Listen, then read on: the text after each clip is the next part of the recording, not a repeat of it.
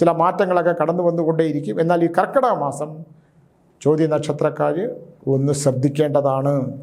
ഈ കുട്ടിക്ക് ഒരു പുരുഷനുമായിട്ട് ബന്ധമില്ല, പക്ഷേ ഈ കുട്ടിക്ക്, ഈ മകൾക്ക് ഒരു പെൺകുട്ടിയുമായിട്ട് ബന്ധമുണ്ട്. അത് പുരുഷ ബന്ധത്തിനേക്കാൾ തീവ്രമാണ്. നമസ്കാരം. മാതാപിതാക്കളുടെ ദുഃഖങ്ങൾ, സഹിക്കാൻ പറ്റാത്ത ദുഃഖങ്ങൾ, കുഞ്ഞുങ്ങളെ വളർത്തിയെടുക്കുമ്പോൾ കാണുന്ന സ്വപ്നങ്ങൾ, ആ സ്വപ്നങ്ങൾ സാക്ഷാത്കരിക്കപ്പെടാതെ വരുമ്പോൾ ഉണ്ടാകുന്ന മനോദുഃഖങ്ങൾ, രോഗദുരിതങ്ങൾ, എത്രയാണെന്ന് പറഞ്ഞാൽ നമ്മളിത് കേൾക്കുക. എന്താ ഇതിന് പരിഹാരം? പരിഹാരമില്ലേ സ്വാമി എന്നാണ് ചോദിക്കുന്നത്. എന്തൊരു പരിഹാരം? എൻ്റെ തന്നെ ഒരുപാട് വിഷയങ്ങൾക്ക് പരിഹാരമില്ല. ഞാൻ സംഭവബഹുലമായിട്ടുള്ളൊരു ജീവിതമാണ് എൻ്റേത്. ഒന്നുമില്ലായ്മയിൽ നിന്ന് എല്ലാം നേടുക, വീണ്ടും ഒന്നുമല്ലാതാകുക, എന്നിട്ട് മറ്റൊന്നിലൂടെ എന്തെങ്കിലുമൊക്കെ ആയിത്തീരാനുള്ള ജോലിപ്പാടുകൾക്കിടയിൽ ശാന്തമായി ജീവിക്കുക. ഇതാണ് എൻ്റെ ഒരു ജീവിതം എന്ന് പറയുന്നത്. പക്ഷേ എന്നിലേക്ക് വന്നു ചേരുന്ന, എൻ്റെ മുമ്പിലേക്ക് വരുന്ന മനുഷ്യരുടെ ദുഃഖങ്ങളാക്കുമ്പോൾ ഞാൻ ഈശ്വരനോട് ചോദിക്കുന്നൊരു ചോദ്യമുണ്ട്. എന്തിനാണൊരു മനുഷ്യജന്മം? വല്ല പകാളയോ ഒക്കെ ആയിട്ട് ജീവിച്ചാൽ കുറേ കഴിയുമ്പോൾ ആരെങ്കിലും അറുത്ത് മുറിച്ച് തിന്ന് കഴിയും. മനുഷ്യനായിട്ട് ജീവിക്കുമ്പോൾ അവൻ്റെ സ്വപ്നങ്ങൾ, മറ്റത് ആഹാരം കഴിക്കുക എന്നുള്ളത് മാത്രമേ ഉള്ളൂ. മൃഗങ്ങളെ സംബന്ധിച്ചിടത്തോളം ഇര തേടുക എന്നുള്ളതാണ്. പിന്നെ അത് പ്രസവിക്കുന്ന കുഞ്ഞുങ്ങളുള്ള ഒരു വാത്സല്യവും സ്നേഹവും കാണും. ഒരു ഘട്ടം കഴിയുമ്പോൾ അത് തന്നെത്താൻ ഇര തേടി പൊക്കോളും. പക്ഷേ നമ്മുടേതല്ലോ, നമുക്ക് അറ്റാച്ച്മെൻറ്റ് അങ്ങനെ തന്നെ കിടക്കും മാതാപിതാക്കൾ കുട്ടികളോട്. ഒരു മാതാവും പിതാവും എൻ്റെ അടുക്കലേക്ക് വന്നു. ഞാൻ പല പ്രാവശ്യം പറഞ്ഞു, വീട്ടിലേക്ക് വരണ്ട, വീട്ടിൽ സാന്നിധ്യമില്ല, എനിക്ക് പറയാൻ കഴിയില്ല, എനിക്ക് സാന്നിധ്യമുള്ളൊരു സമയമുണ്ട്. യക്ഷിയാണല്ലോ, കർണയക്ഷിയാണ്, അത് എന്നാ അപ്രത്യക്ഷമാകും എന്നുള്ളത് എനിക്കറിയില്ല. കാരണം ഞാനത് ഉപാസിച്ച് സ്വീകരിച്ചതല്ല, അത് വന്നു ചേർന്ന കാര്യങ്ങളാണ്. ഞാനിപ്പോൾ അവിടെ ഫലം പറയുമ്പോൾ പലതിനും പരിഹാരങ്ങളില്ലാത്തപ്പോൾ ഞാൻ ചെറിയ ചെറിയ കാര്യങ്ങൾ പറഞ്ഞു കൊടുക്കും. പൂജകളൊന്നും തന്നെ പരിഹാരമായിട്ട് മാറുന്നില്ല എന്നുള്ളതാണ്. അപ്പോൾ അതുകൊണ്ട് ഇത് അറിഞ്ഞുകൊണ്ട് തന്നെ ഒന്നും ചെയ്യാൻ പാടില്ലാത്തത് കൊണ്ട്, അതിൻ്റെ ഫലം എത്രയായിരിക്കും എന്നുള്ള അറിയാമെന്നുള്ളത് കൊണ്ടും ഞാൻ വളരെ സൂക്ഷിച്ചാണ് ഇത്തരം കാര്യങ്ങൾ പറയുക എന്നുള്ളത്. അപ്പോൾ ഈ അച്ഛനും അമ്മയും നിവർത്തിയില്ലാതെ പറഞ്ഞു, സ്വാമി ഒരു 15 മിനിറ്റ് ഒന്ന് വന്ന് കണ്ടോട്ടെ എന്ന് വിളിച്ചു. അങ്ങനെ ഞാൻ അവരോട് വരാൻ പറഞ്ഞു. നല്ല 2 ദമ്പതികൾ, പരസ്പരം വിവാഹത്തിന് ശേഷം സ്നേഹിച്ച് ജീവിച്ചവർ. സാധാരണ വിവാഹത്തിന് മുമ്പാണ് സ്നേഹിക്കുക, വിവാഹം കഴിച്ചതിന് ശേഷം കലാപവും പ്രശ്നങ്ങളുമാണ്. ഇത് പരസ്പരം അവർ വളരെ ഉള്ളത് കൊണ്ട് അരിഷ്ടിച്ച് ജീവിച്ച് 3 പെൺകുട്ടികളുണ്ടായി, ഒരു മകനും ഉണ്ടായി. മകൻ ഒരു ചെറിയ പ്രായത്തിൽ സൈനിക സ്കൂളിലങ്ങാണ്ട് ചേർത്ത് അവൻ പട്ടാളത്തിലൂടെ അങ്ങനെ വളർന്നു പോയി. 3 പെൺകുട്ടികളിൽ ഏറ്റവും ഇളയ കുട്ടിയാണ് ഇപ്പോഴത്തെ ഏറ്റവും വലിയ പ്രശ്നം. ഇളയ പെൺകുട്ടികൾക്ക് മറ്റേ 2നെയും വിവാഹം കഴിച്ചു കൊടുത്തു. ഇളയ പെൺകുട്ടികൾക്ക് വിവാഹം വേണ്ട. അതിൻ്റെ ജാതകം എൻ്റെ അടുത്ത് കൊണ്ടു തന്നു. ഞാൻ പറഞ്ഞു, എനിക്ക് ജാതകം നോക്കാൻ അറിയില്ല, യഥാർത്ഥത്തിൽ എനിക്കൊന്നും അറിയില്ല എന്നുള്ളൊരു യാഥാർത്ഥ്യം ഞാൻ അങ്ങോട്ട് പറഞ്ഞു കൊടുത്തു. ലക്ഷണശാസ്ത്ര പ്രകാരം ചില ലക്ഷണങ്ങൾ പറയും. ഒരു ഭൂമിക്ക് ദോഷമുണ്ടോ എന്ന് ചോദിച്ചാൽ എന്നെ വിളിക്കുമ്പോൾ തന്നെ എനിക്ക് ആ ഭൂമിയുടെ വശം എനിക്ക് മനസ്സിലാകും. അതൊക്കെ സിദ്ധികളൊക്കെ ആണോ എന്ന് ചോദിച്ചാൽ എനിക്ക് അറിഞ്ഞുകൂടാ. അതൊക്കെ എങ്ങനെയൊക്കെ ശരിയായി വരുന്നുണ്ട്. അത് ദൈവത്തിൻ്റെ ഒരു കാരുണ്യം കൊണ്ട്. പലതും എനിക്ക് സ്നേഹമുള്ളവരോട് പറയാൻ ഞാനൊന്നും മടിക്കും. മൃത്യുവൊന്നും ഞാൻ പറയില്ല, എന്നാലും ഒന്ന് സൂക്ഷിക്കണം. ആയുസ്സുപരമായ ചില വിഷയങ്ങളൊക്കെ ഉണ്ട്, സംഘർഷങ്ങളുണ്ട്. അതുകൊണ്ട് ഇന്ന പരിഹാരങ്ങളൊക്കെ ചെയ്താൽ ഒരു പരിധിവരെ, മരണമൊന്നും മാറ്റിവെക്കാൻ പറ്റില്ല, ഒരു പരിധിവരെയൊക്കെ ചില കാര്യങ്ങളൊക്കെ നമുക്ക് വീട്ടിലുണ്ടാകുന്ന ദുരിതങ്ങൾ, ദോഷങ്ങളൊക്കെ നമുക്ക് മാറ്റാൻ പറ്റും എന്നൊക്കെ ഞാൻ പറയും. എനിക്ക് മനസ്സിലാകുന്ന ചില സത്യങ്ങളുണ്ട്. അപ്പോൾ ഈ ദമ്പതിമാർ വന്നിട്ടുള്ളൊരു വിഷയം ഈ ഇളയ പെൺകുട്ടിയാണ്. അവരുടെ ജാതകം എടുത്തപ്പോൾ തന്നെ ഞാൻ പറഞ്ഞു, ഈ കുട്ടിക്ക് വിവാഹ യോഗമില്ല.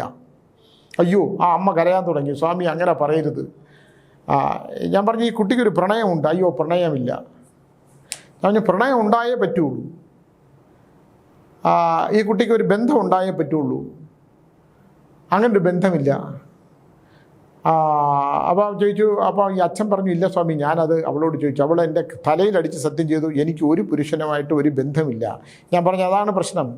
ഈ കുട്ടിക്ക് ഒരു പുരുഷനുമായിട്ട് ബന്ധമില്ല, പക്ഷേ ഈ കുട്ടിക്ക്, ഈ മകൾക്ക് ഒരു പെൺകുട്ടിയുമായിട്ട് ബന്ധമുണ്ട്. അത് പുരുഷ ബന്ധത്തിനേക്കാൾ തീവ്രമാണ്. അതിൽ ഇവളൊന്നീ ആണാകും, ഇല്ലെങ്കിൽ അവൾ ആണാകും എന്ന് വിചാരിച്ച് പ്രസവിക്കും സന്താനങ്ങളെ ഒന്നും സൃഷ്ടിക്കത്തില്ല. അവർ തമ്മിലുള്ള സ്നേഹബന്ധത്തിൻ്റെ ആഴം അത്രയും വളരെ വലുതാണ്. അതുകൊണ്ട് ഇവർ ഒന്നീ വിവാഹം കഴിക്കാതിരിക്കും, ഇല്ലെങ്കിൽ ഇതിപ്പോൾ ഒരുപാടുണ്ട്. ഞാൻ പറഞ്ഞു തരാം അത് ഓരോന്ന്. അപ്പോൾ ഇല്ലെങ്കിൽ ഈ കുട്ടി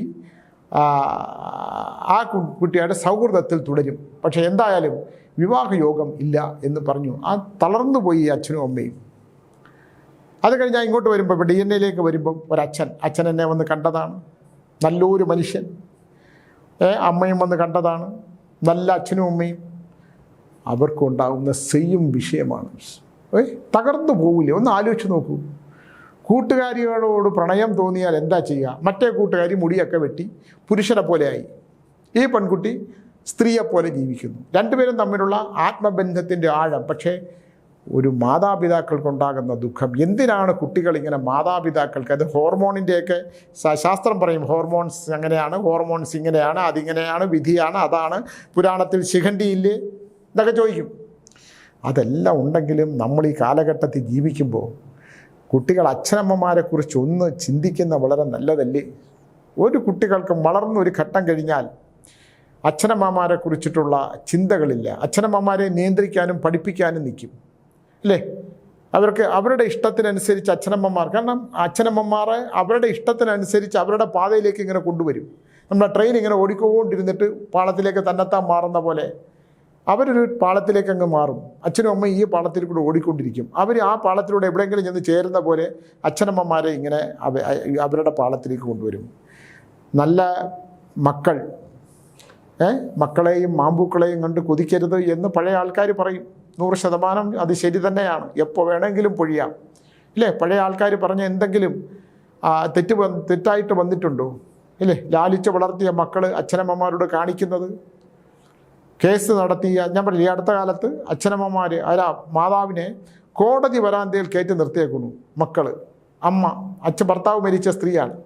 കോടതികളിൽ നിർത്തി, എഴുന്നേറ്റ് നിൽക്കാൻ വയ്യ, കോടതിയിൽ നിർത്തി, വസ്തുക്കളുടെ പേരിൽ, സ്വത്തിൻ്റെ പേരിൽ, ധനത്തിൻ്റെ പേരിൽ. ഇതെല്ലാം എന്തൊരു ദുരന്തമായി തീരും. ഞാൻ ചോദിച്ചേ, പൂർവിക സമ്പത്ത്, എന്നെ വിളിക്കുന്ന പലരും പറയുന്നു, സ്വാമി ഈ ഭൂമി വിൽക്കണം, വിൽക്കുന്നവർ എൻ്റെ അടുത്തേക്ക് വരരുതെന്ന് ഞാൻ പറഞ്ഞിട്ടുണ്ട്. ഭൂമി വിൽപ്പനയുമായിട്ട് ബന്ധപ്പെട്ട്, വീട് വിൽപ്പനയുമായിട്ട് ബന്ധപ്പെട്ട് എന്നോട് വരുത്. വാങ്ങിക്കുന്ന വല്ലതും ഉണ്ടെങ്കിൽ നിങ്ങൾ എന്നോടത്ത് വരൂ, നമുക്ക് ഉത്തമമായ ഭൂമി ഞാൻ പറഞ്ഞു തരാം, നിങ്ങൾ മേടിച്ചോളൂ. പക്ഷേ വിൽക്കുന്നത്, ഇത് നിങ്ങൾ മേടിച്ച വസ്തുവാണോ? അല്ല. ഇത് പിന്നെ ആരുടെ വസ്തുവാണ്? ഇത് പൂർവികരുടെ വസ്തുവാണ്. ഈ പൂർവികരായിട്ട് കഷ്ടപ്പെട്ടുണ്ടാക്കിയതോ വെട്ടിപ്പിടിച്ചതോ ഒക്കെയുള്ള വസ്തു അന്യാധീനപ്പെട്ട് പോകാതെ നമ്മുടെ കയ്യിലേക്ക് വന്നു ചേർന്നു എന്ന് വിചാരിക്കുക. ഇവർ കടബാധ്യത, അങ്ങനെ പിടിച്ചു വാങ്ങിക്കപ്പെട്ട വസ്തു, അവർക്ക് അവകാശമില്ലായിരുന്ന വസ്തു, അതൊക്കെ അവരോട് അങ്ങനെ വന്നു ചേർന്നിട്ടുണ്ടെങ്കിൽ അതെല്ലാം തന്നെ അന്യാധീനപ്പെട്ടു പോകും. അത് വളരെ ഒരു സത്യമാണ്. നമുക്ക് അർഹതയില്ലാത്ത ഭൂമി, നമുക്ക് അർഹതയില്ലാത്തൊരു മരം, ഒരു കായ്, ഒരു പൂ പോലും നമുക്ക് ഉപയോഗിക്കാൻ പറ്റാത്ത തരത്തിലുള്ള ഒരുപാട് വിഷയങ്ങളുണ്ട് അല്ലേ? ഒരാൾ പൂർവികമായി കിട്ടിയ കുറേ സമ്പത്ത്, ഒരു പണിയും ചെയ്യില്ല. രാവിലത്തെ ജോലി എന്ന് പറഞ്ഞാൽ കിട്ടുന്ന ഈ പണപ്പലിശയ്ക്ക് കൊടുക്കുന്ന സ്ഥാപനമാണ്. കുറേ പണം ഇങ്ങനെ അടിക്കുക. അപ്പൂപ്പന്മാരായിട്ട് കുറച്ച് പണം പലിശയ്ക്ക് കൊടുത്ത് പണം ഉണ്ടാക്കി വെച്ചിരുന്നതാണ്. പണം ഓരോ ബാഗ് തുറന്ന് കണ്ണിൽ ഇങ്ങനെ തൊട്ട് തൊഴും, എന്നിട്ട് മേശ അടച്ചിരിക്കും. സ്വർണ്ണപ്പണയം വാങ്ങിക്കും, വേറെങ്കിലും പണയം വയ്ക്കും. ഒരു ജോലിയും ചെയ്യില്ല. അവസാനം എന്താണ്? അവിടെ നിന്ന് ഒന്നും ശ്രദ്ധിക്കാതെ, അവിടെ ഒരു പെണ്ണുണ്ടായിരുന്നു, ആ പെണ്ണുമായിട്ടൊരു സൗഹൃദം ഉണ്ടായി. അവൾ തട്ടും തലോടിയും ഒക്കെ കാര്യങ്ങളൊക്കെ പറഞ്ഞ് അവിടുത്തെ ഇയാളുടെ നാട്ടുകാരുടെ സ്വർണ്ണം എല്ലാം അവൾ കൊണ്ടുപോയി. ഒരു ദിവസം അവൾക്ക് ഭർത്താവുള്ള സ്ത്രീയായിരുന്നു. എല്ലാം കൊണ്ടുപോയി കഴിഞ്ഞപ്പോൾ എന്താണ്? ഇദ്ദേഹം ഒറ്റപ്പെട്ടു, കേസിൽ പ്രതിയായി, കേസിൽ ജയിലിലായി. അദ്ദേഹത്തിൻ്റെ ഭാര്യ, യഥാർത്ഥത്തിലുള്ള ഭാര്യ സ്വാമി, നല്ലൊരു സ്ത്രീ, സ്വാമി എല്ലാം പോയി ഭർത്താവിൻ്റെ. ഇപ്പം ശരീരം ഒരു വശം തളർന്നു, സ്വത്തുക്കൾ മുഴുവൻ നഷ്ടപ്പെട്ടു, മക്കളുടെ വരുമാനം കൊണ്ടാണ് കഴിയുന്നത്. എന്ത് ചെയ്യും സ്വാമി അല്ലേ? അപ്പം നമ്മളായിട്ട് അധ്വാനിച്ചുണ്ടാക്കുന്ന സ്വത്താണെങ്കിൽ നമ്മളത് വേണ്ട വിധം കരുതി ചിലവാക്കും. അന്യരുടെ ഭൂമി എന്ന് പറഞ്ഞാൽ പിതൃക്കളുടെ ഭൂമി, ഈ കുടുംബസ്വത്തെന്ന് പറഞ്ഞ് കിട്ടുന്ന ഭൂമി. ഇപ്പോൾ കുടുംബസ്വത്തിന് വേണ്ടി കേസ് പറയുന്നവരില്ലേ? അവർക്ക് എന്ത് അവകാശമാണെന്ന് പറയാൻ? നിനക്ക് കഷ്ടപ്പെട്ട് നീ ഉണ്ടാക്കി, നീയും നിൻ്റെ ഭാര്യയും നിൻ്റെ മക്കളുമായിട്ട് ജീവിക്കൂ. നീ അച്ഛൻ്റെയും അമ്മയുടെ സ്വത്തിന് വേണ്ടി എന്തിന് വഴക്ക് കൂട്ടണം? അത് അവർക്ക് ജീവിക്കാൻ അവരുടെ അച്ഛനമ്മമാർ കൊടുത്തതല്ലേ? അത് കിട്ടിയില്ല എന്ന് പറഞ്ഞ് നീ എന്തിന് കോടതി വരാന്തയിൽ പോകുന്നു? അത് കിട്ടിയില്ല എന്ന് പറഞ്ഞ് എന്തിന് അച്ഛനമ്മമാരെ മാറ്റി നിർത്തുന്നു? എന്തൊരു കഷ്ടമാണ്, ഞാൻ നടുങ്ങിപ്പോവുകയാണ് ഓരോരുത്തരും. നിങ്ങൾ ഞാൻ മുഴുപ്പാലത്തറി മാടന്തപുരം ക്ഷേത്രത്തിൽ ഇപ്പോൾ 15 മുതൽ 20 വരെയുണ്ട്. കഴിഞ്ഞ പ്രാവശ്യം ഇരുന്നപ്പോൾ സ്ഥിരമായിട്ടൊരാൾ വരും. ഭൂമി സംബന്ധമായ പ്രശ്നമാണ് പുള്ളിക്ക്. ഏക്കർ കണക്കിന് ഭൂസിയായിട്ട് എത്രയോ വർഷങ്ങളായിട്ട്, 20 വർഷമായിട്ട് പുള്ളി കേസ് പറയാണ്. ഒരു പണിക്കും പോകില്ല. വക്കീലന്മാർക്ക് പൈസ കൊടുത്ത് ഇവിടെ തോക്കും, ജില്ലാ കോടതി തോക്കും, ഹൈക്കോടതി പോകും, സുപ്രീം കോടതി പോകും. വിറ്റ് കേസ് പറയുന്ന നായന്മാരാണെങ്കിൽ പിന്നെ പറയുകയും വേണ്ട, അവർക്ക് പിന്നെ വാശിയാണ്. അപ്പോൾ ഇതാണ് ഇവിടുത്തെ ഒരു മനുഷ്യൻ ജീവിക്കുന്നില്ല. മനുഷ്യൻ നാളെ ഇതെല്ലാം എനിക്ക് കിട്ടും, നാളെ എനിക്ക് ഈ ഭൂമിയെല്ലാം കിട്ടുമ്പം ഞാനൊരു വലിയ സമ്പന്നനായിട്ട് മാറും, ഞാനങ്ങനെ സമ്പന്നനായിട്ട് മാറിക്കഴിഞ്ഞാൽ പിന്നെ ഞാൻ എൻ്റെ ഒരു രാജാവായിട്ട് എൻ്റെ ഒരു ജീവിതമുണ്ടെന്ന് വിചാരിച്ച് ഈ പലിശയ്ക്ക് കടം മേടിച്ച് കോടതി വരാൻ നിന്നും വക്കീലിനും കൊടുത്ത് കേസ് ഇങ്ങനെ നീളുമല്ലോ, കേസ് ഇങ്ങനെ മാറ്റി വെച്ച് ആ ഭൂമി ആർക്കുമില്ലാതെ അവസാനം മണ്ണിന് വേണ്ടിയിട്ട് പടപൊരുതി അല്ലേ, മണ്ണിലൂടെ നടക്കാൻ പോലും പറ്റാതെ മണ്ണിൽ തന്നെ ലയിച്ച് തേരും അല്ലേ, മണ്ണിൽ ലയിച്ച്. അങ്ങനെ എത്രയോ പേര് പണ്ടത്തെ കരപ്രമാണിമാരൊക്കെ എത്രത്തോളം ഉണ്ടായിരുന്ന പഴയ വീടുകളൊക്കെ, ഞാൻ എത്ര വീടുകളിൽ പോകുന്നുണ്ട്, ഓട് പോലും ഇടാൻ പറ്റാത്ത തരത്തിൽ ചോർച്ചയും പഴയ തൊഴുത്തുകളും നൂറുകണക്കിന് പശുക്കൾ നിന്ന തൊഴുത്തുകളും അവിടെയൊക്കെ പണ്ട് ഒറ്റക്കാള വണ്ടി ഉണ്ടായിരുന്ന വീട്ടുകാരും ഒക്കെ ക്ഷയിച്ച് ചാക്ക് കെട്ടി മറച്ചേക്കുന്ന വീട് തറവാടുകളുണ്ട്. ഇതെല്ലാം തന്നെ എങ്ങനെ വന്നതാണെന്നറിയാമോ? അനധികൃതമായിട്ട് നമുക്ക് അനുഭവിക്കാൻ യോഗമില്ലാത്തത് നമുക്ക് അനുഭവിക്കാൻ യോഗമില്ലാത്ത ഒരാളുടെ ദുർബലതയെ ഒരാൾക്കൊരു ദുർബലമായിട്ടുള്ളൊരു മനസ്സുണ്ടെന്ന് വിചാരിക്കുക. ആ ദുർബലതയെ ചൂഷണം ചെയ്തുകൊണ്ട് ബാക്കിയുള്ള സഹോദരങ്ങളെല്ലാം കൂടെ ആ സ്വത്ത് പിടിച്ചു പറിച്ചാൽ ആ സ്വത്ത് 3-ാം തലമുറ കൊണ്ട് വംശനാശം വന്ന് ആർക്കും അനുഭവിക്കാൻ പറ്റില്ല. പിന്നെ ജീവിതം രോഗപൂർണമായി തീരും. ഇതെല്ലാം എൻ്റെ മുമ്പിൽ വരുന്ന ഓരോ വിഷയങ്ങളാണ്. അമ്മയുടെ വിരൽ പതിപ്പിച്ച് ഒരാൾ മരിക്കാൻ കിടക്കുന്ന അമ്മയുടെ വിരൽ പതിപ്പിച്ച് പ്രമാണം ഉണ്ടാക്കി. ബാക്കിയുള്ള സഹോദരങ്ങൾക്കൊന്ന് ദയനീയമായിട്ടുള്ള നിവൃത്തിയില്ലാത്ത സഹോദരങ്ങളാണ്. ഒരാൾ മാത്രം ബുദ്ധിപൂർവ്വം അമ്മയെ നോക്കാമെന്ന് പറഞ്ഞ് വീട്ടിൽ കൊണ്ടിട്ടിട്ട് പ്രമാണം മേടിച്ച് അമ്മയുടെ കൈയും പഠിപ്പിച്ച് പിന്നെ അമ്മയുടെ അടുത്ത് പറഞ്ഞ് അമ്മയുടെ ഒരു ഒപ്പിട്ടാൽ മതി, എല്ലാവർക്കും കൂടെ ഞാൻ കൊടുക്കാം, എല്ലാ സഹോദരന്മാരും ഇതാണ് പറഞ്ഞ് അമ്മയെ കൊണ്ട് ആ മരണാവസ്ഥയിൽ ഒപ്പിട്ട് വാങ്ങിച്ചു. അമ്മയുടെ വിരലും പതിപ്പിച്ച് ആ സ്വത്ത് മുഴുവൻ അവനെടുത്തു. അമ്മയുടെ കാലം കഴിഞ്ഞ് പ്രമാണം ചെല്ലുമ്പോഴാണ് എന്താ രേഖകളല്ലേ കോടതി നോക്കുകയുള്ളൂ, ഇഷ്ടപ്രമാണമാണ്. അപ്പം ബാക്കിയുള്ളവരെല്ലാം കൂടെ കേസ് കൊടുത്തു. കേസ് തള്ളിപ്പോയി. കാരണം എന്താണ്, അമ്മയെ നോക്കിയത് ഞാനാണ്, പരിചരിച്ചത് ഞാൻ. അമ്മയുടെ അടുത്ത് ഇതൊന്നും വേണ്ട, എല്ലാവർക്കും കൊടുക്കാൻ പറഞ്ഞപ്പോൾ വേണ്ട, നീയാണ് എന്നെ നോക്കിയത്, അവസാന കാലം വരെ എന്നെ നോക്കിയത് നീയാണ്, അതുകൊണ്ട് നീ മറ്റാർക്കും കൊടുക്കണ്ട, ഇതെല്ലാം നീ അനുഭവിക്കണം. അവരാരും എന്നെ നോക്കിയില്ലല്ലോ, എനിക്ക് ദാഹിച്ച വെള്ളം തന്നില്ലല്ലോ, അവരെ ആരും അങ്ങോട്ട് ആ പടി കിടത്തി കയറ്റൂല, അമ്മയെ കാണാൻ പോലും അനുവദിക്കൂലായിരുന്നു. അവർ പ്രാർത്ഥനയോടുകൂടി ജീവിച്ചു, എൻ്റെ അമ്മയ്ക്ക് ആയുസ്സും ആരോഗ്യം കൊടുക്കണമെന്ന്. അവസാനം അവർ മരിച്ചു. അവർ മരിച്ചപ്പോൾ ഇയാൾ സ്വന്തമാക്കിയ സ്വത്ത്, ഇപ്പോൾ അദ്ദേഹത്തിൻ്റെ അവസ്ഥ അറിയാമോ? ഈ സ്വന്തമാക്കിയ ആളുടെ അവസ്ഥ, അതികഠിനമായ പ്രമേഹ രോഗം വന്ന് കണ്ണിൻ്റെ കാഴ്ച പോയിന്ന് മാത്രമല്ല, പഴുപ്പ് കാലിനകത്തു നിന്ന് തട്ടി മുറിഞ്ഞതേ ഉള്ളൂ. കാലിനകത്തോട്ട് പഴുപ്പ് കയറിയത് അറിഞ്ഞില്ല. അവസാനം മുട്ട് വെച്ച് മുറിച്ചു. ആലോചിച്ച് നോക്കണം. അല്ലാതെ പ്രമേഹം കയറി മുറിക്കും, ഒരു ദുരിതവും ചെയ്യാത്ത നല്ല മനുഷ്യരുടെ കാൽമുട്ടുകളും മുറിക്കും. ഇത് കള്ളയൊപ്പിട്ട് ഈ പ്രമാണം മുഴുവൻ സ്വത്ത് മുഴുവൻ സ്വന്തമാക്കി അവസാനം വീൽ ചെയറിലിരിക്കുവാണ്. മക്കൾ തിരിഞ്ഞു നോക്കുന്നില്ല. ഒരു മകൻ, എനിക്കത് ഇഷ്ടപ്പെട്ടോ, മകൻ ഇത്തിരി കമ്മ്യൂണിസമൊക്കെ ഉള്ള മകനാണ്. മകൻ ചോദിച്ചു, നിങ്ങൾ കൂടുതൽ വർത്തമാനമൊന്നും പറയണ്ട, നിങ്ങൾക്ക് അവകാശമില്ലാത്ത നിങ്ങളുടെ സഹോദരങ്ങൾക്ക് കൂടി അവകാശപ്പെട്ട ഭൂമി നിങ്ങൾ ഈ അമ്മയെ കൊണ്ടുവന്ന് ഇവിടെ പീഡിപ്പിച്ച് ദാഹിച്ച വെള്ളം കൊടുക്കാതെ അവസാനം കൈ ഒപ്പിട്ട് വാങ്ങിച്ചതല്ലേ, എനിക്ക് നിങ്ങളുടെ വസ്തുവൊന്നും ആവശ്യമില്ല. എനിക്ക് ആ ചെറുപ്പക്കാരനെ ഇഷ്ടപ്പെട്ടു, വളരെ ഇഷ്ടപ്പെട്ടു. ഞാൻ പറഞ്ഞ ആളെ നമ്പർ ഒന്ന് ഞാൻ ഒന്ന് വിളിക്കട്ടെ എന്ന്. ആ നമ്പർ ഒന്ന് ഞാൻ വിളിച്ചു. ഞാൻ പറഞ്ഞു, മോനെ ഇത് അച്ഛനെങ്ങനെ? സ്വാമി മനസ്സാക്ഷി എന്ന് പറഞ്ഞ അയാളെ 7 അയലത്തൂടെ പോയിട്ടില്ല. ഈ സ്വത്ത് മുഴുവൻ അച്ഛൻ്റെ സഹോദരങ്ങൾക്ക്, എല്ലാ സഹോദരിമാർക്കും, അവരെല്ലാം ദുരിതപ്പെട്ട് കിടക്കുന്നവർക്ക് അവർക്കെല്ലാം കൂടെ കൊടുക്കേണ്ടതാണ്. ഇയാൾ ഈ അമ്മുമ്മയെ വിട്ടുമേടിച്ച് ഞാൻ അന്നേ പറഞ്ഞു, എനിക്ക് ഇയാളെ ഒരു സ്വത്തും വേണ്ട, ഇയാളെ വീട്ടിലും ഞാൻ താമസിക്കില്ല, ഞാൻ കയറത്തില്ല, ഞാൻ വല്ലപ്പോഴും അങ്ങോട്ട് പോകാറുള്ളൂ. എൻ്റെ അമ്മയെ പോലെ ഇയാൾ നേരെ ചൊവ്വേ നോക്കൂല. ഇപ്പോൾ ഇയാളെ കാലും മുറിച്ച് വെച്ച് കാലും പഴുത്ത പിടിക്കണം, അയാൾ അവിടെ നിന്ന് പഴുക്കും, അയാളെ മറ്റേ കാലൂടെ മുറിക്കും. സ്വാമി നോക്കിക്കോളൂ, ഇയാൾക്ക് പൂജ പരിഹാരങ്ങളൊന്നും ചെയ്യരുത്. ഇയാളിപ്പോൾ അവിടെ നിന്ന് കരയുന്നുണ്ടല്ലോ ഈ കാണിച്ചതിനൊക്കെ. നമുക്ക് അയാളുടെ വസ്തുവും വേണ്ട, വീടും വേണ്ട, അയാളെ ഒന്നും എനിക്ക് ആവശ്യമില്ല, ആർക്കെങ്കിലും ഉള്ളവർക്ക് അയാൾ കൊടുത്തോട്ടെ, എൻ്റെതും കൂടെ ഞങ്ങൾ ഒപ്പിട്ട് കൊടുക്കാമെന്ന് പറഞ്ഞിട്ടുണ്ടെന്ന് പറയുന്ന യുവതലമുറയിലെ ചെറുപ്പക്കാരുണ്ട്, അതിൻ്റെ സത്യം മനസ്സിലാക്കിയവർ. പക്ഷേ നമ്മുടെ സത്യം മനസ്സിലാക്കുന്നത് എന്തുണ്ട്, കിട്ടുന്നത് മുഴുവൻ ആരുടെ ഭൂമിയാണെങ്കിലും തനിക്ക് അർഹതയില്ലാത്തതാണെങ്കിൽ കൂടി നമുക്കത് സ്വന്തമാക്കാൻ പറ്റും എന്ന് വിചാരിച്ചിട്ടുണ്ടോ? ഞാനൊരു ദിവസം പണ്ടത്തെ കാലത്താണ്, ഞാൻ ഒരു 800 വണ്ടി ഇറങ്ങിയ ഒരു കാലഘട്ടമാണ്. 800 വണ്ടി ഇറങ്ങിയ കാലഘട്ടത്തിൽ ഞാൻ രാത്രി 1 മണിയായപ്പോൾ ഞാൻ ആ വഴുതക്കാട് വഴി തിരിഞ്ഞിട്ട് തിരുമല താമസിക്കുന്ന കാലമാണ്. തിരുമലയോട്ട് പോകുന്ന സമയത്ത് നാളെ പെട്രോൾ അടിക്കാൻ എൻ്റെ കയ്യിൽ ഒരു നിവൃത്തിയില്ല, ഈ വണ്ടി അവിടെ ചെന്ന് നിൽക്കും. അത്രയുള്ള ചെറിയ 800 ചെറിയ വണ്ടി. അത് 800ൻ്റെ കാറ് വേറെ വണ്ടികളൊക്കെ വന്നപ്പോഴും എനിക്ക് കാറ് വാങ്ങിക്കാനുള്ള ഒരു ആഗ്രഹം ഉള്ളത് കൊണ്ട് മാത്രം ഈ വണ്ടി മേടിച്ചതാണ്. വണ്ടി പോകുമ്പോൾ എന്തോ വന്ന് കാറിൽ ഇങ്ങനെ ഭയങ്കരമായിട്ട് അതിൻ്റെ ഫ്രണ്ടിൽ വന്ന് ഇടിച്ച് കാറൊന്ന് ഒലഞ്ഞു. 800 വെറും മണ്ണെണ്ണപ്പാട്ടയാണ്, അതൊന്ന് ഒലഞ്ഞു. ഞാൻ വണ്ടി നിർത്തി നോക്കിയപ്പോൾ ആ ഒരു പൊതിക്കെട്ടാണ്. അതിന് ഒരു ജീപ്പ് ഇങ്ങനെ പോഞ്ഞ് പോകുന്നുണ്ട്. അത് കഴിഞ്ഞൊരു പോലീസ് ജീപ്പ് അതിൻ്റെ പുറകെ പോകുന്നുണ്ട്. നമ്മുടെ സെൻറ്റ് ജോസഫ് സ്കൂളിൻ്റെ അവിടെ നിന്ന് ഇറക്കത്തിലുള്ള സ്ഥലമാണ്. എനിക്കിപ്പോഴും ഓർമ്മയുണ്ട് ആ സ്ഥലം. തുറന്ന് നോക്കിയപ്പോൾ നോട്ട് കെട്ടുകളാണ്, കുറേ നോട്ട് കെട്ടുകളാണ്. ഞാനിങ്ങനെ അത്ഭുതപ്പെട്ട് നിൽക്കും. എന്ത് ചെയ്യണമെന്ന് അറിയാത്ത പുറകെ ഒരാൾ സൈക്കിളിൽ വരുന്നു.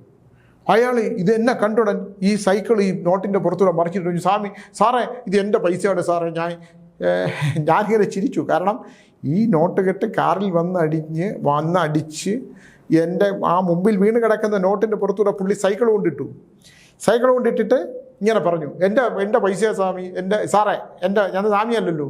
അപ്പം ഞാൻ പറഞ്ഞു നിങ്ങൾ എടുത്തോളൂ എന്ന് പറഞ്ഞ് ഞാൻ കാറിൻ്റെ ഇത് അടിച്ചു കൊടുത്ത്, ലൈറ്റ് അടിച്ചു കൊടുത്ത്, ഇയാളത് മുഴുവൻ വാരി കെട്ടി ആ സൈക്കിളിൻ്റെ മുമ്പിൽ വെച്ചു. ഇയാൾ പോയി. എനിക്കൊരു ദുഃഖവും തോന്നിയില്ല. പക്ഷേ കാലങ്ങൾ കഴിഞ്ഞ് തിരുമല ജംഗ്ഷനിൽ ഞാൻ ഒരു ദിവസം നിന്നപ്പം ഇദ്ദേഹം സ്വർണ്ണമാലയൊക്കെ ഇട്ട് ഒരു കറുത്ത ബാഗൊക്കെ ഇട്ട് മോതിരമൊക്കെ ഇട്ട് പുള്ളി അങ്ങനെ നിൽക്കുന്നു. പണം പലിശയ്ക്ക് കൊടുക്കുന്ന ഏതോ ആളാണ്. അപ്പം ഞാൻ ചോദിച്ചു, ഞാൻ അടുത്തോട്ട് ചെന്നു, ചേട്ടാ എന്നെ അറിയുമോ എന്ന് ചോദിച്ചു. ഇല്ല അറിയില്ല. എന്താ? ഞാൻ പറഞ്ഞു ഒന്നുമില്ല എന്ന് പറഞ്ഞ് തൊഴുതങ്ങ് വിട്ട്.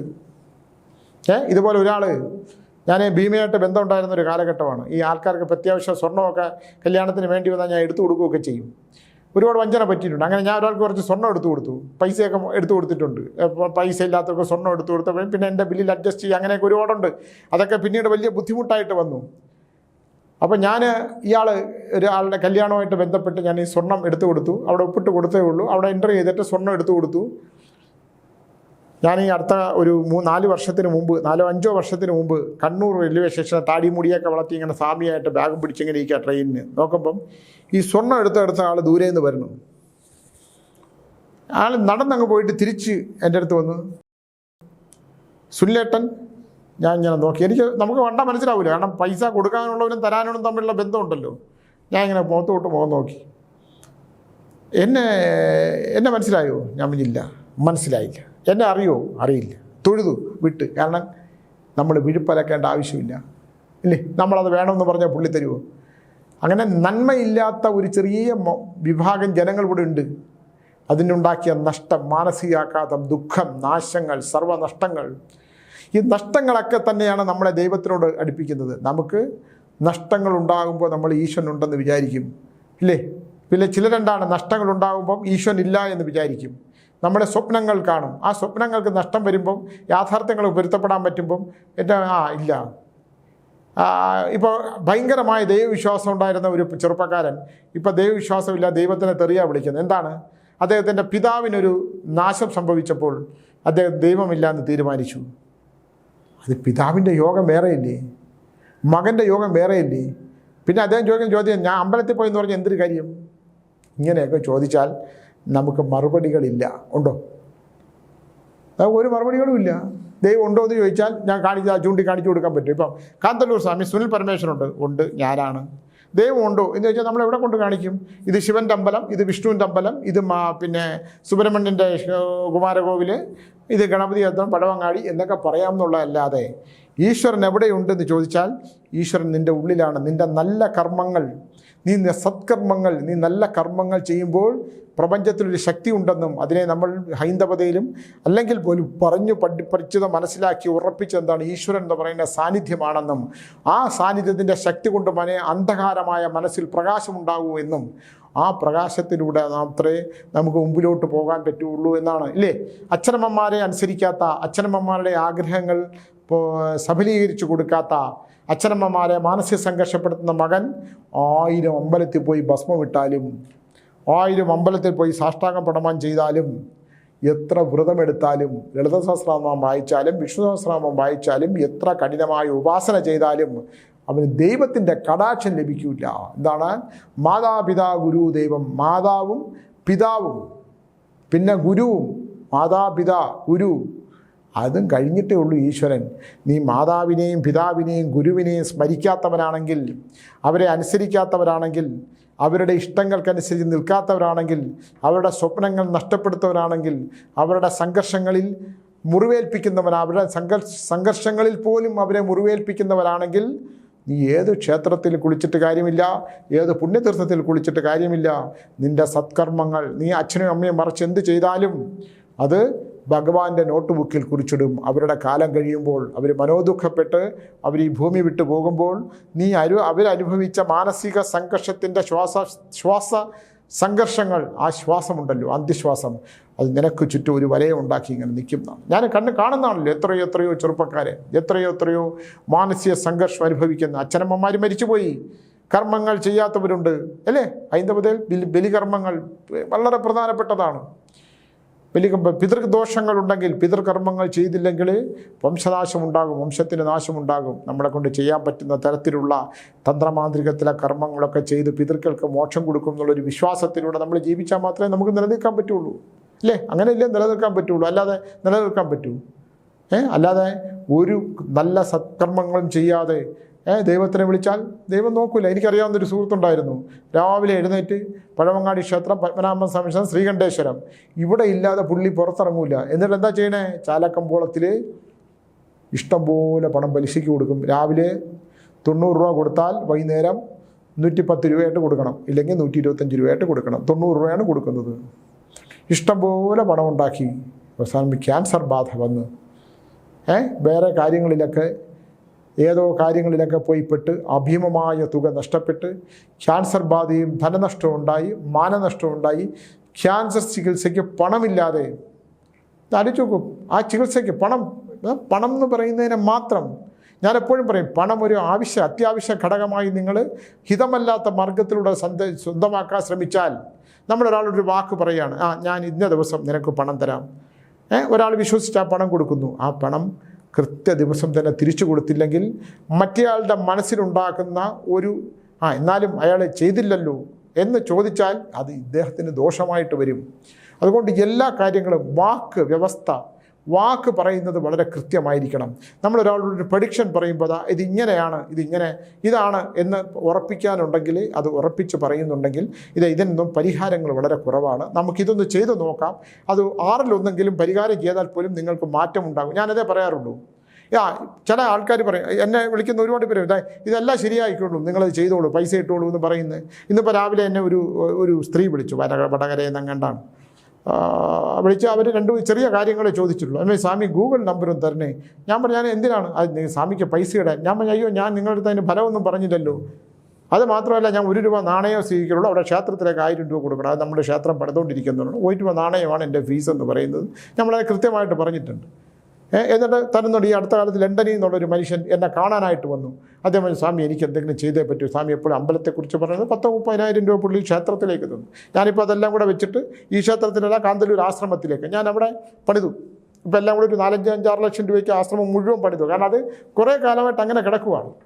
കാരണം നമ്മുടെ കയ്യിൽ ഒരുപാട് പണം കൊണ്ടൊന്നും ചെയ്യാൻ പറ്റില്ലല്ലോ. അപ്പോൾ കുറേ കാലം കൊണ്ട് അങ്ങനെ കിടന്ന് അതിനെയൊക്കെ മതിലൊക്കെ കെട്ടി ക്ഷേത്രമൊക്കെ തിരിച്ചു, വിഗ്രഹങ്ങളുടെ പുറത്തൊക്കെ കാര്യങ്ങൾ പെയിൻ്റൊക്കെ അടിച്ചു, എല്ലാം റെഡിയാക്കി. അത് വളരെ കാലമായിട്ട് അങ്ങനെ ഞാനിങ്ങനെയൊക്കെ പറയുമ്പോൾ അത് പണത്തിന് വേണ്ടി പറയുന്നതല്ല. ഞാൻ എൻ്റെ ബുദ്ധിമുട്ടുകളും പ്രയാസങ്ങളും ഒക്കെ പറയുമ്പോൾ എന്നെക്കൊണ്ട് ചെയ്യാൻ പറ്റുന്നതും എൻ്റെ കൂടെയുള്ള കുട്ടികളെല്ലാം കൂടെ എല്ലാവരും കൂടെ ധനം ഉണ്ടാക്കിയിട്ട് നമുക്ക് ആ ആശ്രമം അതിമനോഹരമായിട്ട് മാറ്റി. കാന്തല്ലൂരിലെ ആശ്രമം പണ്ടത് പെയിൻ്റൊന്നും അടിക്കാതെ അതങ്ങനെ കിടക്കുമായിരുന്നു, പായലൊക്കെ പിടിച്ച്. അതെല്ലാം ശരിയാക്കിയെടുത്ത ദൈവകൃപ കൊണ്ടാണ്. ദൈവത്തിൻ്റെ ഒരു കൃപ കൊണ്ട് അങ്ങനെ എനിക്ക് മാറ്റിയെടുക്കാൻ പറ്റി എന്നുള്ളതാണ് ഏറ്റവും വലിയ ഒരു സത്യം. ചോദ്യ നക്ഷത്രത്തെക്കുറിച്ചാണ് ഇന്ന് പറയാനുള്ളത്. അത് ഞാൻ ഇതിൻ്റെ കൂടെ ഒന്നുകൂടെ പറഞ്ഞു വിട്ടു. അതുകൊണ്ട് നല്ല കർമ്മങ്ങളും നല്ല ചിന്തയോടുകൂടി ജീവിക്കണം. ചോദ്യ നക്ഷത്രക്കാർ പിടിവാശിയും നിർബന്ധ ബുദ്ധിയും ഒഴിവാക്കണം. പൈസയ്ക്ക് ഇത്തിരി ബുദ്ധിമുട്ട്, സാമ്പത്തികമായിട്ടുള്ള കാര്യത്തിലൊരു പിടുത്തമുണ്ട്. അത് ഒന്നും അയഞ്ഞ് മറ്റുള്ളവരുടെ ദുഃഖങ്ങൾക്ക് ഒരു പരിഹാരം, ദുഃഖങ്ങളും കൂടെ ഒന്ന് മനസ്സിലാക്കണം. ഈ കർക്കിടക മാസത്തിൽ കുറച്ച് പിടിവാശി കൂടുതൽ വരും, നിർബന്ധ ബുദ്ധി കൂടുതൽ വരും. പണത്തിനോട് വലിയൊരു ഭ്രമം ഉണ്ടാകും. പണം എപ്പോഴും ചോദ്യ നക്ഷത്രക്കാർക്കുള്ള ഒരു വിഷയമാണ് പണത്തിനോടൊരു പിടുത്തം. അത് പൂർവ്വജന്മത്തിൽ പലിശയ്ക്ക് കൊടുക്കുന്നവരൊന്നും ആണോ, ഇല്ലെങ്കിൽ പൈസയ്ക്ക് ബുദ്ധിമുട്ടിയവരായൊക്കെയാണ് പുനർജനിച്ച് വരുന്നതെന്നുള്ളതാണ് ഈ ചോദ്യ നക്ഷത്രക്കാർ എന്ന് വിചാരിച്ച് എല്ലാ ചോദ്യ നക്ഷത്രക്കാരും അങ്ങനെയല്ല. അവർക്ക് മനഃശേഷം കർമ്മം, ധനം, ദാമ്പത്യം, സാമ്പത്തികം, സന്താനം, അതിനൊക്കെ ദുരിതമുണ്ടാകുന്ന ഒരു കാലഘട്ടം കഴിഞ്ഞ 3 വർഷം 9 മാസമായിട്ടുണ്ട്. അത് നല്ല ഗ്രഹങ്ങളനുസരിച്ച്, പൂർവ്വജന്മ ദോഷങ്ങളനുസരിച്ച് ചില മാറ്റങ്ങളൊക്കെ കടന്നു വന്നുകൊണ്ടേയിരിക്കും. എന്നാൽ ഈ കർക്കിടക മാസം ചോദ്യ നക്ഷത്രക്കാർ ഒന്ന് ശ്രദ്ധിക്കേണ്ടതാണ്. മാനസികമായിട്ടുള്ള ബുദ്ധിമുട്ടുണ്ടാകുക, ശാരീരികമായിട്ടുള്ള അവശതകൾ ഉണ്ടാകുക, നല്ല ഗുണങ്ങൾ വളരെ കുറവായ ഒരു കാലഘട്ടമാണ്. ചോദ്യ നക്ഷത്രക്കാർക്ക് ഒന്ന് ശ്രദ്ധിച്ചാൽ നമുക്ക് വളരെ മുറിവേൽക്കാതെ, മനസ്സിന് മുറിവേൽക്കാതെ, ശരീരത്തിന് മുറിവേൽക്കാതെ കടന്നു പോകാം. എന്നാലും അതികഠിനമായ സാമ്പത്തിക ദുരന്തം ഉണ്ടാകും. സാമ്പത്തിക മാനസിക പ്രശ്നങ്ങൾ ഉണ്ടാകാനുള്ള സാധ്യതയുള്ളതുകൊണ്ട് ഈ കർക്കടക മാസം കഴിയുന്നവരെ ഒന്ന് ശ്രദ്ധിച്ചാൽ നല്ലതായിരിക്കും എന്ന് പറഞ്ഞുകൊണ്ട് നിർത്തുന്നു. നന്ദി, നമസ്കാരം.